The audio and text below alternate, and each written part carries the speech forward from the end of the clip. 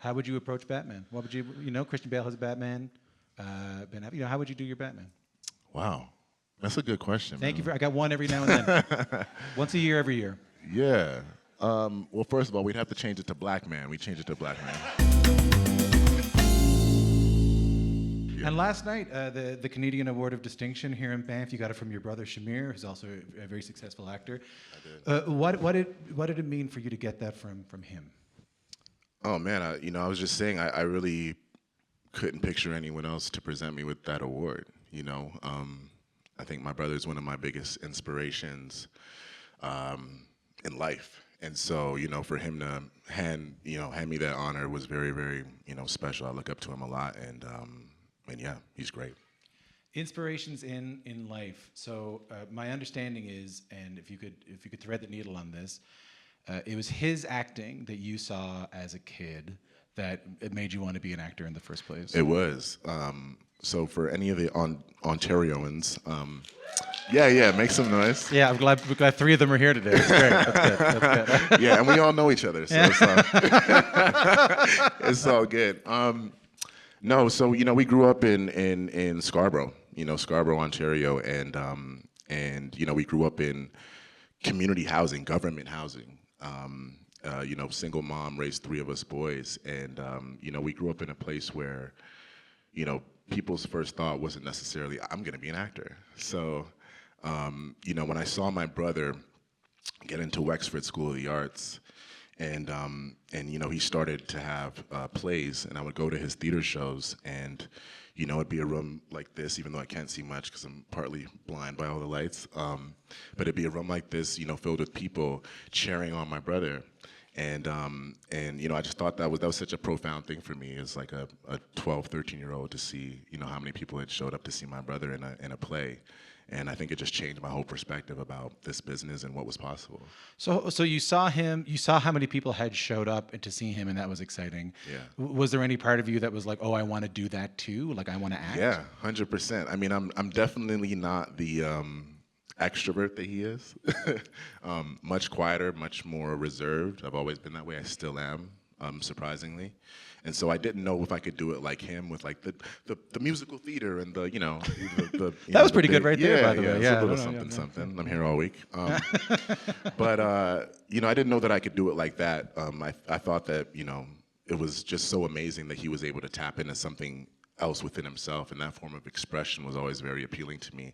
And so that's what really sparked the plan that I was going to pursue this too, that I was going to follow in his footsteps. I remember you telling me the last time we talked that your mom would give you your mom would sit you down with like a bunch of VHS tapes, Yes. right?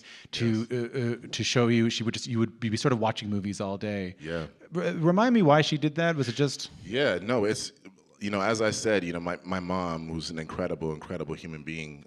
What's her name? Carmelita. Carmelita. Mama Carm. Shout out to Mama Carm. Make some noise for Mama Carm one time. She'll see this, right? She'll be happy about that. Yeah, she'll be happy about that. Yeah. I got some points. She told me to ask her name. Oh, she did? No, she didn't. I'm not surprised. Block my mom. No, she, I think in an effort to keep us safe, from all the possibilities, the things that could have happened in our lives, one of the things she did was say, hey, you guys are going to read, and you guys are going to watch movies, and you guys are going to learn about art. And she was she still is a poet. She writes poems. She's been writing poems her whole life. And I would say it wasn't until I got older, like into my 20s, that I realized, oh shit, like I'm an artist because you're an artist. Yeah. And like that's why we're here. And so, she would, we would just hang out in our apartment and watch like hundreds of VHSs, and that was like my life. It shaped everything. What was your favorite VHS when it would come out?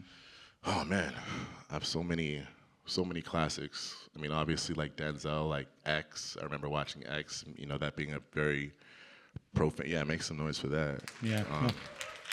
Which I think is one of the greatest performances like ever on screen, period. And so, yeah, a very, very profound, moment for me.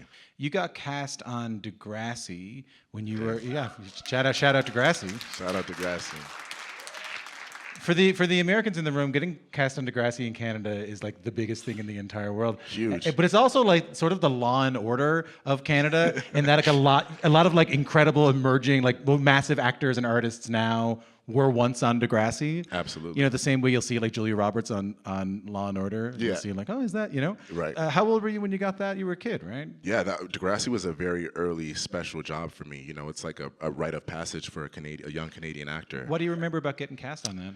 Did you audition for it? I did audition, and it wasn't my first time that I auditioned. It's funny because I was telling this story last night. You know, when I actually got cast on Degrassi, it was maybe my third time auditioning. And the time right before that, you know, I got an audition for a series regular on the show, and I was so excited. I went to the first round, I got to the callbacks, and then I got to like the final round. And so it was me and another actor, I won't say his name. Go on. But we had to bring in a musical talent for the last session of this casting, and I saw him in there with drumsticks, and I had like this whole rap on my phone. I was like, ha, I got this in the bag. And so we go in, we do our thing, and I did not end up getting it. And it was like one of the worst feelings I remember, like to this day, just like how sickening that was to not get that series regular role. And you know, I think maybe a few months after that, I auditioned for a recurring character that ended up, you know, eventually upgrading to one of the series leads. So, you know, everything happens for a reason. We spend a lot of time on our show talking about when you're an actor or an artist in Canada, what are you able to dream for yourself? You know, how much outside of Canada you can even think about. Sure. Whether you want to stay in Canada, whether you just want to work in Canada. Even at that young an age, what were you thinking around that? What were you able to dream for yourself? Degrassi was certainly a big step because it was one of those shows that you knew transcended borders. And so it's like, you know, I think that you know that you're in the right direction if you can get on something like that. But I'd be lying if I said that I knew that, you know, that all of this would happen. You know what I mean? Like, I've been very, very blessed, very, very lucky to be able to do incredible things. But you were doing well in Canada. I mean, you won a Canadian Screen Award early on for Home Again.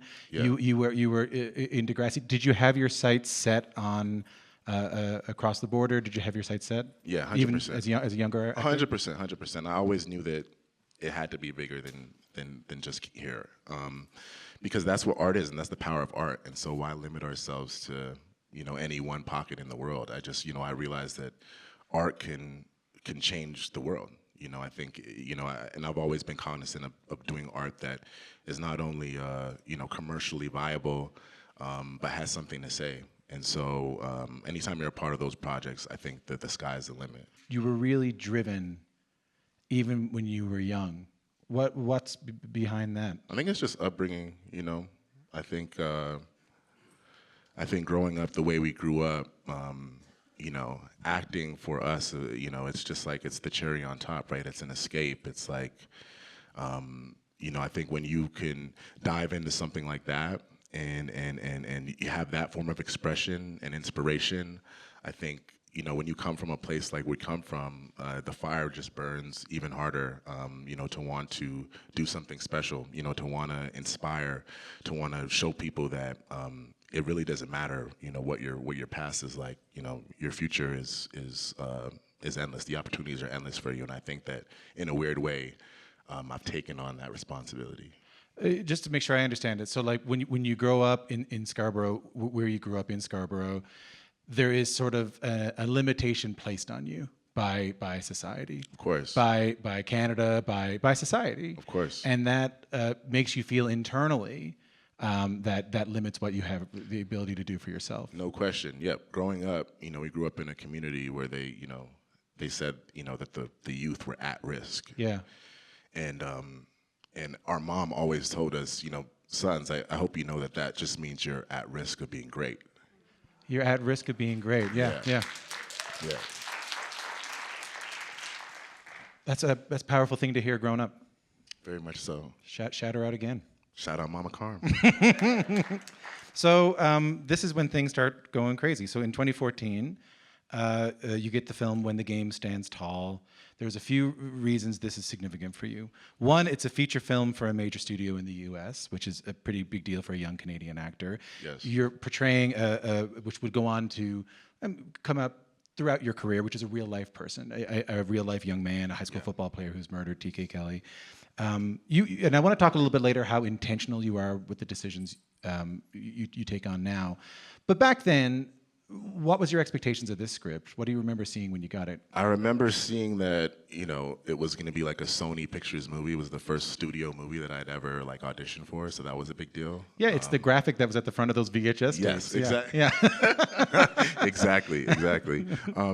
But it was also the first time that I had ever been to Los Angeles because, you know, I sent in a tape from Scarborough, and they ended up flying me to Los Angeles for a screen test.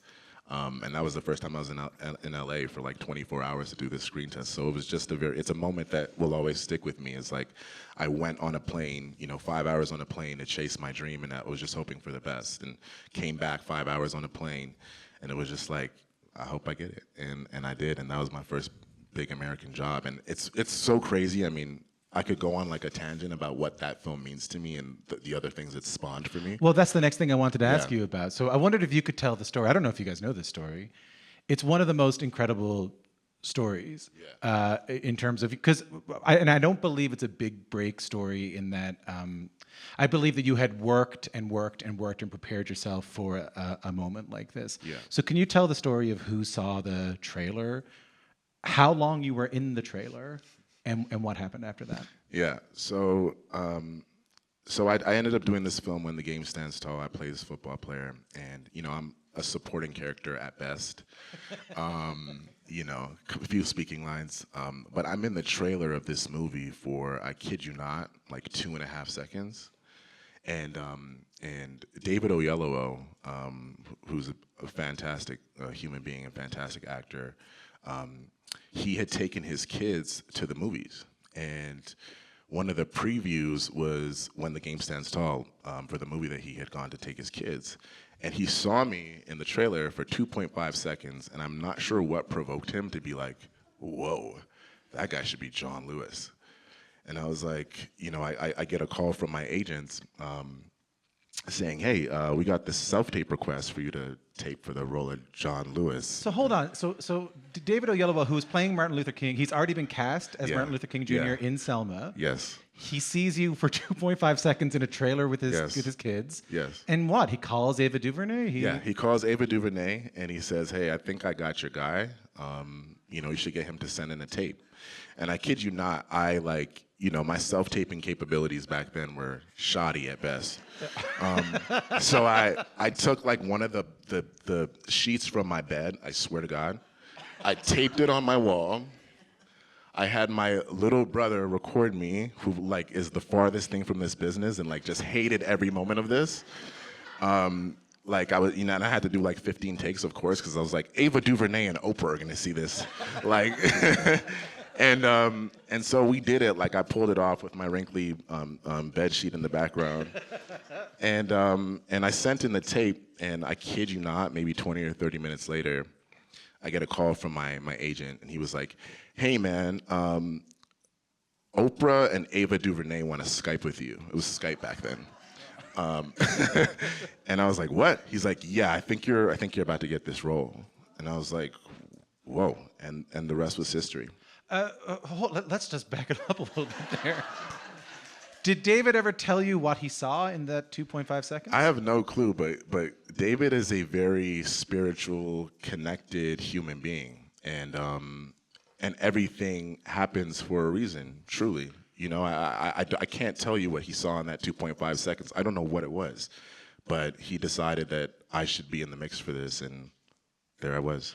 I also heard that Ava DuVernay couldn't find you. Like David called and said, you need to book this kid. He's in the, I guess he figured out who you were, and you didn't really have any representation. Yeah. You didn't really, and she went like looking for you. Yeah. Or she had like a search across. Yeah, she was like, we got to travel to Canada to find this kid. But no, it was really, really, really special. And I will say this, you know, for me, playing the late Congressman John Lewis was just a very seminal moment in my life and my career. When I was making that movie, about a month into it, we were filming in Atlanta, I found out that I was going to be cast as Jesse Owens in Race.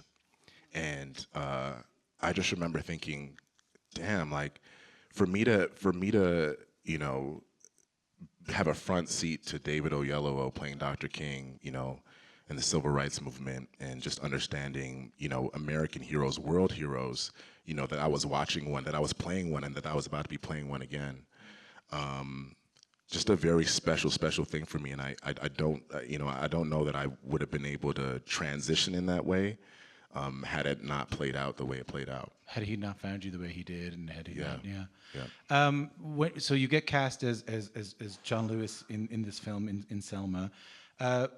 Just on a human level, you're like 21 years old, and you were nervous about Degrassi, and you were nervous about going to LA, and you just told me earlier you're a very shy, introverted person. Yeah. But all of a sudden, you're on set with Cuba Gooding Jr., with Coleman Domingo. It's a massive film, a massive set with a lot of attention on it, even as it was filming. Yeah. What do you remember? What do you most remember about how it even felt on set? Wow, I remember feeling like the baby for sure. They treated me like, I was the little brother. But I just remember being in awe of everything. Were you nervous at all? Were you? Very, very much so. Yeah, very much so. I think like my first day of shooting was like this 3-page monologue, which was just like, this is another crazy story, by the way. So my first day of shooting Selma, Dr. King and John Lewis have this like 3-page scene in a car, and I had been on set all day, and the scene was meant to take place at nighttime, but it's a hurry up and wait business, so I was there all day, and by the time I had gotten to set to shoot this scene, Ava was like, "Hey, baby, so look, we got like 30 minutes to get your side, and we're gonna just do it. You're gonna be great, okay? Don't worry about it. It's all good. We're losing the light, but it's gonna be great. It's gonna be great." So like, okay, yeah, no problem, okay. And so yeah, it was just one of those things where like when you don't have a moment to think, you know what I mean? When you're just thrown into the fire, I guess that just it breeds something, and it was kind of like now or never. And how'd you do? I guess okay. I'm here now talking to you, right, Tom? Yeah, they say that's the cherry on the top is talking to me. Yeah, exactly. For sure. Yeah, that's what makes it all worthwhile. Canadian Public Radio. So I was doing research for this, and I read an article, and there was a very small line that I found where you briefly said, John Lewis, the man himself, showed up on set one day and surprised me. I haven't heard you talk about it anywhere else. I mean, this man at that point was already. I mean, he had been an icon for years. 100%. And he shows up and surprises you. How did that happen? And what emotions were you feeling when you had to go up to meet him? It felt like I had seen a ghost, if I'm being honest. Yeah. I had studied this man for like 2-3 months leading into this process. And then, one day we're in the middle of a scene, Ava calls cut, and in walks the congressman. And it was just like, whoa, am I like, is this real right now? Like, it felt like I was looking at myself in a weird way. And I don't know, just the weight of that moment, I still get chills now thinking about it. Just the fact that he really came there, like he came to Selma, Alabama. He came back to Selma, Alabama, and wanted to make his presence felt on this set. And I don't know, it just, to me, it made it all the more real, and it gave me so much more purpose and determination. And I just wanted to make him happy, to be honest. I really did. And so seeing him in the flesh, it just sparked another thing in me. About 525 Negroes had left Brown's Chapel and walked 6 blocks to cross Pettus Bridge and the Alabama River.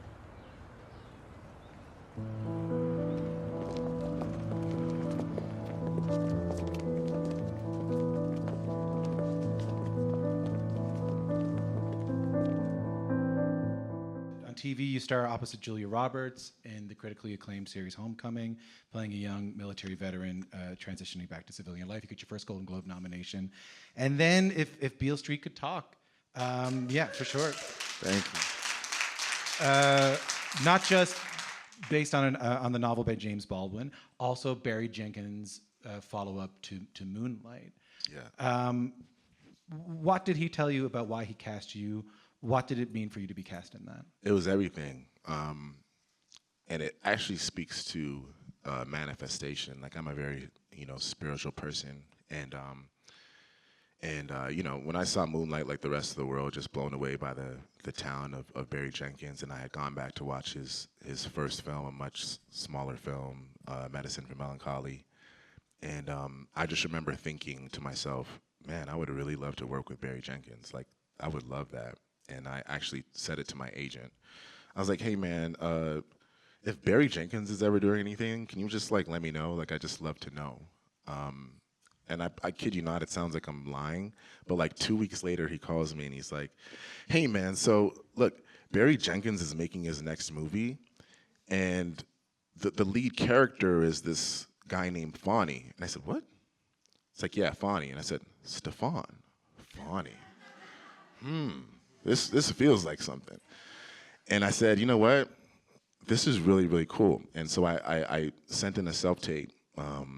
This time, no one had to hold up a wrinkly sheet in the No, background. no. I was much more versed by then. And I sent in a self-tape as Fonny. And then I think Barry had asked him to meet me, and we went to lunch somewhere downtown LA. And yeah, the rest is history. It was just like, man, I would really love to do this with you. So I just, again, manifestation, and so grateful, so humbled to be able to work with, the human being that is Barry Jenkins, just, beyond an exceptional filmmaker and storyteller, he's a humanist, at his core.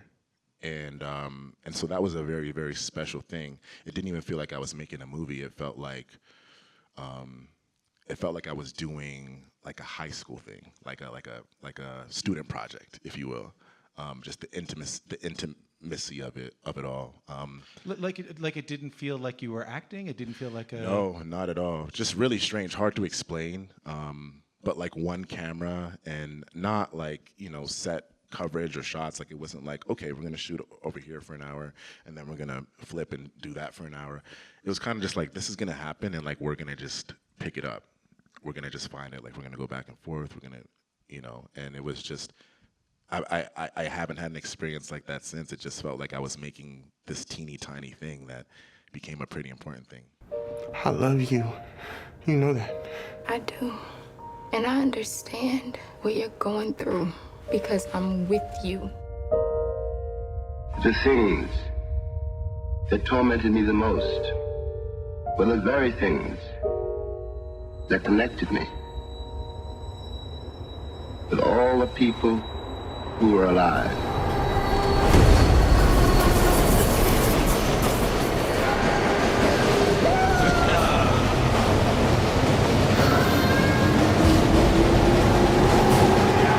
After that, you could have really done anything, and that's where I find this intersection of your life really interesting. So Beale Street comes out; it becomes a massive film. You're already on writing the Homecoming and Race and Selma. You're doing talk shows. You're on magazine covers. You're doing major award shows. Oprah's tweeting about you, about how great you were in Beale Street. Julia Roberts is singing your praises. So much noise, so much praise, so much validation, and so much attention. When you look back at that year, what was going through your head the most?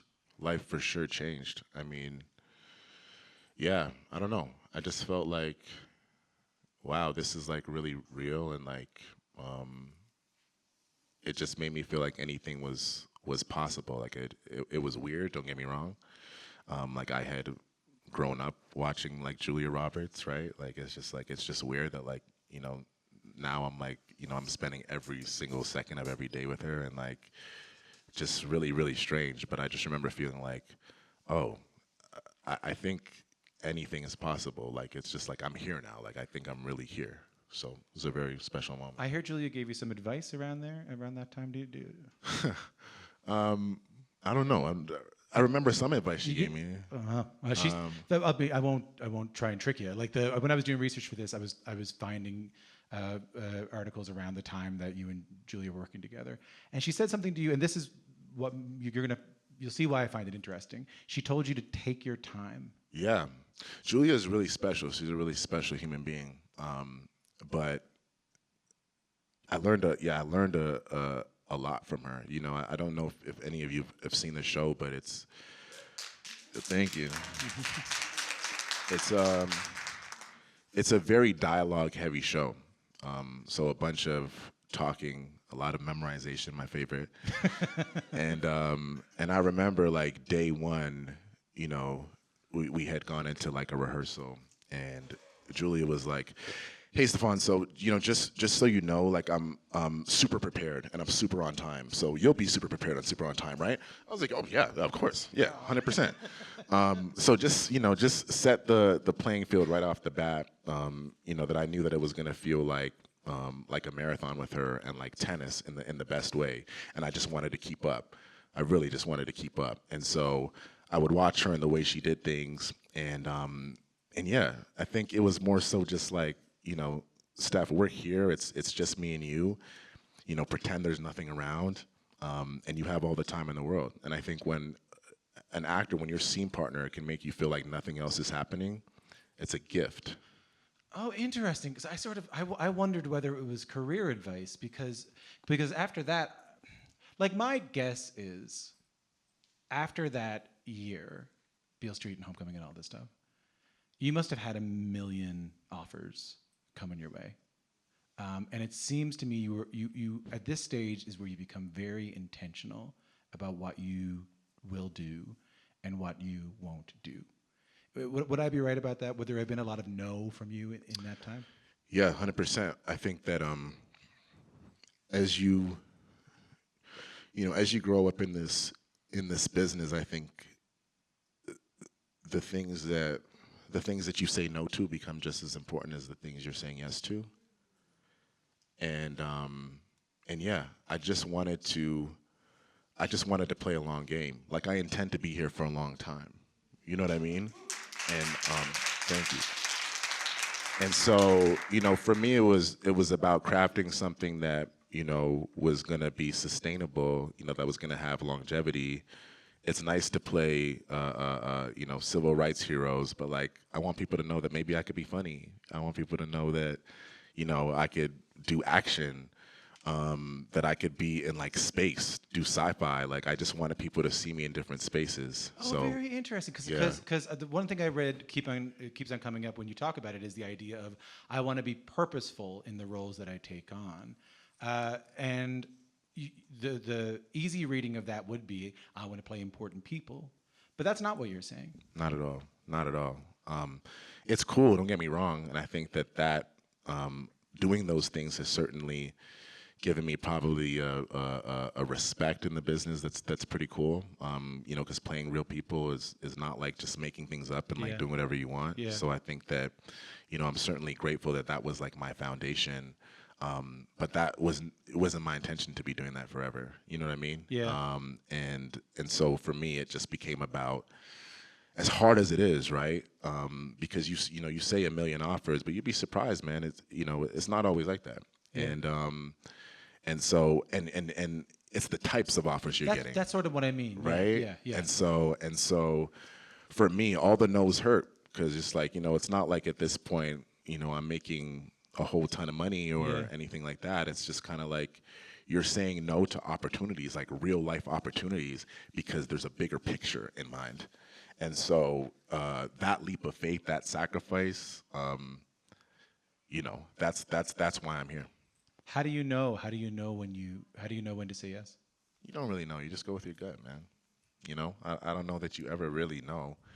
I think that I have so many, you know, determining factors, like almost like a checklist of like why I would do something, and it's gotta check enough boxes for me to make it make sense. And so yeah, it's just like I think of it holistically, much more holistically than I think I once did. In my research for this, I did see you talk about this before, and you said, you know, I want people to know that I can be Batman. Yeah. what would your Batman be like? How would you approach Batman? What would you, Christian Bale has a Batman. Ben Affleck, how would you do your Batman? Wow, that's a good question. Thank you man. I got one every now and then. Once a year, every year. Yeah. Well, first of all, we'd have to change it to black man. We change it to black man. That's how we would do it. So stupid. But no, I can't say that I know how I'll go about it. I know that, wow, I would revel at an opportunity like that. Hopefully it would be with Chris Nolan. Yeah, that'd be all right. Would you be a dark, brooding Batman? Would you be a... I don't know. What do you think? I don't know, because I think you'd be I kind of miss the funny Batman a little bit. Oh, maybe I'll do that. Yeah. Maybe the world needs a funny Batman. What you do is you call me, apparently. Yeah. And I'll tell you the Batman I need you to be. Yeah. Say no more. Say no more. Man, I hope it happens. I think you'd be a great Batman. Yeah. Thank you. Appreciate it. I don't know if anyone at Banff can. If there's any room that could probably make Batman happen. I don't know. Is anybody Warner Bros. DC execs in here? Let me know.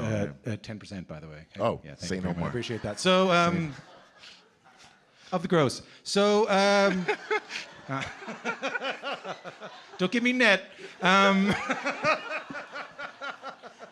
I've been burned before. How do you think I got this job? All right, so let's bring things back to Canada. So you and your brother Shamir have done some pretty amazing initiatives here: the Black Ball, the Black Academy, the Legacy Awards, the Bay Mills Diversity Fund. Strange to group them all together because they do very different things, but I do see a very common goal here. So what first signaled to you that Black creatives in this country needed to be lifted up? I had accepted an award at the Canadian Screen Awards, and I just remember thinking to myself, like, there just isn't enough of me here, Yeah, in the room, and that's just an honest feeling. And I love my country, right? Like, I have so much pride in this place. We have so much pride in this place, but I think that that's why we care so much. I think that, as I said earlier, like, growing up, my inspiration was like my brother, like the guy that was in my house. And, there was a few other guys, that I was watching, whether it be like the Lyric Benz of the world, the Casey Collins of the world. But there wasn't enough, man. And they just weren't being celebrated and honored like they should be for me. And when you look south of the border, I saw that there was a lot more of that. And for us, it just felt like there's something missing here. And weird that, we felt like it was our responsibility to like be like, yo, we need to like create something. But yeah, it's like, it's weird, but like me and my brother like looked at each other and we're like, yo, if not us, then like who? Like who else is gonna do it? We have a very important platform, being able to do what we do. Not everybody gets to humbly, not everybody gets to do the things I get to do, right? And so to know that power and to be like, yo, how can I invest back into my community? And like, why do I have to be the last one, or why do I have to be, the distinct one, if you will? Like, can't we all be distinct? We all have our own version of greatness. And I think that, me and my brother just felt like if we can be the vessel for that, then why not? What's the hardest and then what's the most rewarding part of doing that work? Maybe we'll start with the hardest. I remember when we were trying to put together the Legacy Awards, like people just thought it was kind of like impossible at first, right?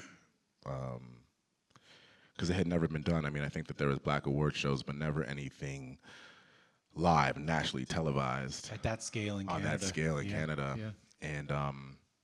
And yeah, we just had the crazy idea, if you will, that like, maybe we just need something for us. That the States is really good at like having these platforms, whether it be the NAACP Image Awards, whether it be the BET Awards, Soul Train Awards. We definitely have a space, and I think that we were just yearning for our space so much. But it is hard. It's hard to put these things together. It's hard to, because you're almost begging sponsors and funders to help put these things together. And a huge credit to the CBC, our partners, with the Legacy Awards, and just buying into our vision and believing in what we have to say. But Shamir and I actually have to be on those Zooms. We actually have to be on those calls. We actually have to take those meetings to put together this show, right? Like, and it's like, we're not acting in the capacity of like talent and like cool actors. We like put on a producer hat and like we're in the trenches and we're trying to like scrape up the money to like make this happen. What's been the most rewarding moment from it all? Getting to see people go on stage and accept their awards and cry and laugh together and celebrate together. You know, to know that we've done something so important for the community that they almost are like, how wasn't this here before? You know, that's all. That's all. Like, literally, that's it. Like, if the Legacy Awards is something that lasts 50 years, I don't have to do nothing else in my career. Like, that will be everything.